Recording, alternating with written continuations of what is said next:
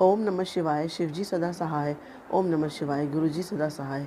ओम नमः शिवाय शिवजी सदा सहाय। ओम नमः शिवाय गुरुजी सदा सहाय।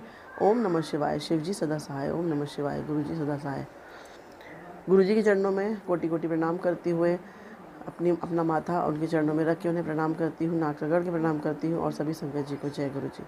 संगत जी, आज मैं श्री शिव महापुराण के विदेश्वर संहिता के 5वें अध्याय का वाचन करने जा रही हूँ। कृपया ध्यानपूर्वक सुने।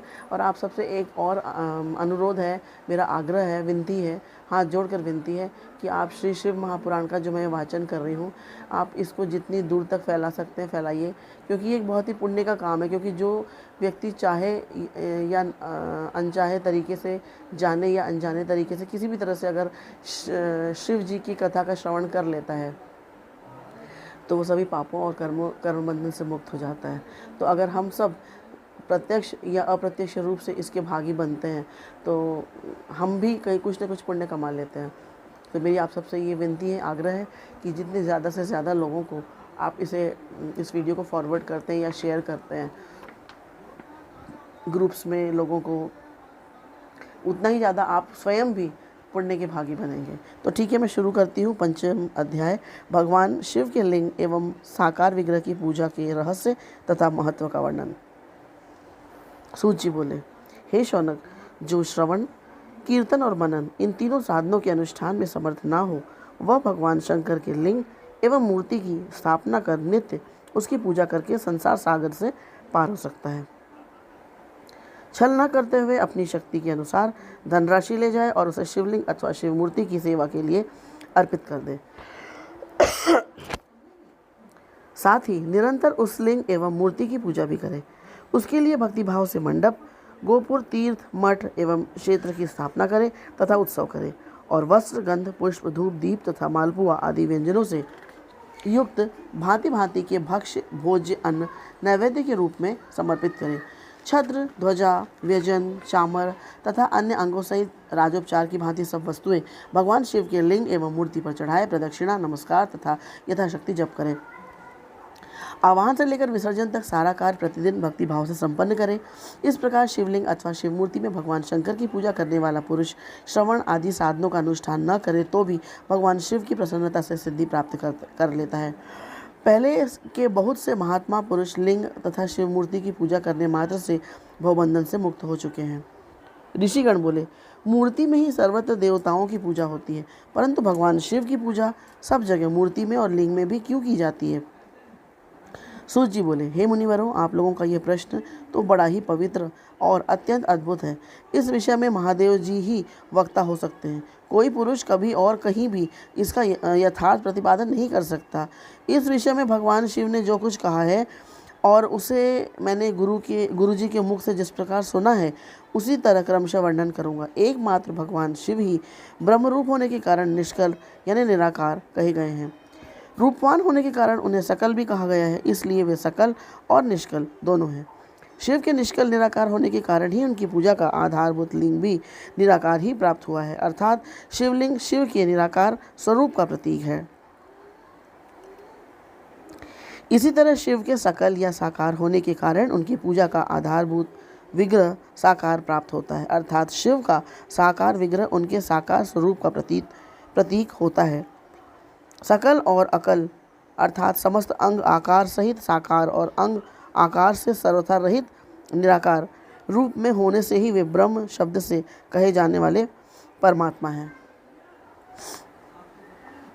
यही कारण है कि सब लोग लिंग यानी निराकार और मूर्ति यानी साकार दोनों में ही सदा भगवान शिव की पूजा करते हैं। शिव से भिन्न जो देवता हैं वे साक्षात ब्रह्म नहीं है, इसलिए कहीं भी उनके लिए निराकार लिंग नहीं उपलब्ध होता। अतः सुरेश्वर अर्थात इंद्र और ब्रह्मा आदि देवगण भी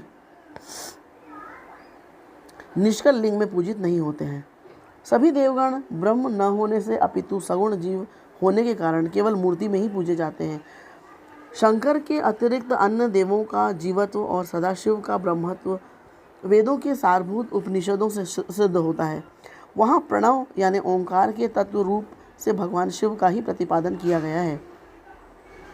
इसी प्रकार पूर्व में मद्राचल पर्वत पर ज्ञानवान ब्रह्मपुत्र सनत कुमार मुनि ने नंदिकेश्वर से प्रश्न किया था, सनत कुमार बोले, हे भगवान, शिव के अतिरिक्त उनके वश में रहने वाले जो अन्य देवता हैं, उन सबकी पूजा के लिए सर्वत्र प्रायः वेर अर्थात मूर्ति मात्र ही अधिक संख्या में देखा और सुना जाता है। केवल भगवान शिव की ही पूजा में लिंग और वेर दोनों का उपयोग देखने में आता है। अतः हे कल्याण में नंदिकेश्वर, इस विषय में जो तत्व की बात हो उसे मुझे इस प्रकार बताइए जिससे अच्छी तरह समझने में आ जाए। नंदिकेश्वर बोले, हे निष्पाप ब्रह्म कुमार, हम जैसे लोगों के द्वारा आपके इस प्रश्न का कोई उत्तर नहीं दिया जा सकता, क्योंकि यह गोपनीय विषय है और लिंग साक्षात ब्रह्म का प्रतीक है। इस विषय में भगवान शिव ने जो कुछ बताया है उसे मैं आप शिव भक्त के समक्ष कहता हूँ। भगवान शिव ब्रह्म स्वरूप और निष्कल यानी निराकार हैं, इसलिए उन्हीं की पूजा में निष्कल लिंग का उपयोग होता है। संपूर्ण वेदों का यही मत है, वे ही सकल हैं। इस प्रकार वे निराकार तथा साकार दोनों हैं। भगवान शंकर निष्कल निराकार होते हुए भी कलाओं से युक्त है, इसलिए उनकी साकार रूप में प्रतिमा पूजा भी लोक सम्मत है।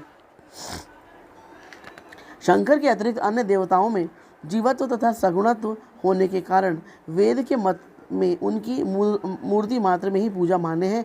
इसी प्रकार उन देवताओं के आविर्भाव के समय उनका समग्र साकार रूप प्रकट होता है, जबकि भगवान सदाशिव के दर्शन में साकार और निराकार ज्योति रूप दोनों की ही प्राप्ति होती है।